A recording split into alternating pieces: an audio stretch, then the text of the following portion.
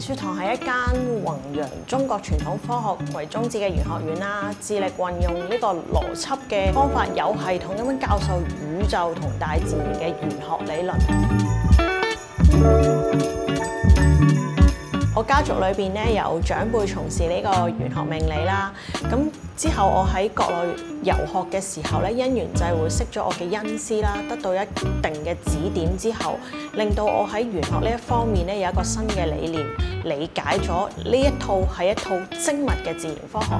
所以我好希望自己咧可以秉承家族嘅傳承啦，用一個邏輯嘅角度，有系統咁樣分析咗呢個傳統風水命理。公司本身嘅產品咧，除咗一啲基本嘅玄學服務啦，即係八字命理啦、風水調候啦、改名擇日之外咧，我哋會有定期開班嘅，教授一啲命理嘅課程，例如八字啦、風水、紫微斗數同埋奇門遁甲等等啦。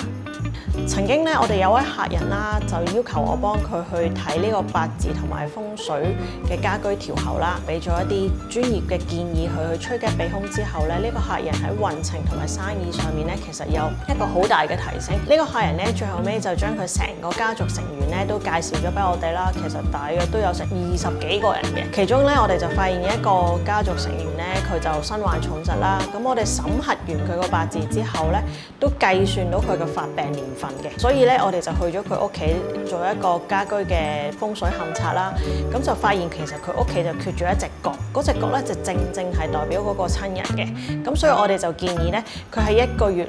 之內咧最好盡快搬屋。咁佢亦都聽從我哋嘅建議咧，就真係好快咁樣搬咗屋之後咧，我哋再幫佢喺佢哋嘅新屋嗰度做一啲家居嘅調適之後，病人嘅病情咧真係奇蹟咁樣好轉嘅。身邊一堆嘅朋友都覺得咧，呢個風水命理咧，其實就係導人迷信嘅把戲啦。咁所以咧，研說堂咧就從一個有系統嘅專業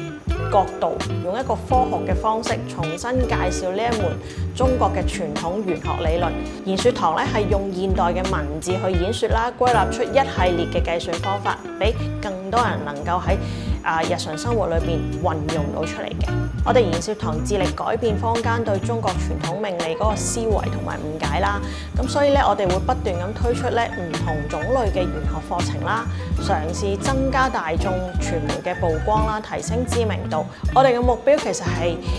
俾更多人去學習同埋掌握呢門學科啦，提升個人運程啦，改善生活同埋佢哋嘅家庭工作嘅質素啦，亦都希望咧可以為香港嘅和諧歡樂咧盡一分力嘅。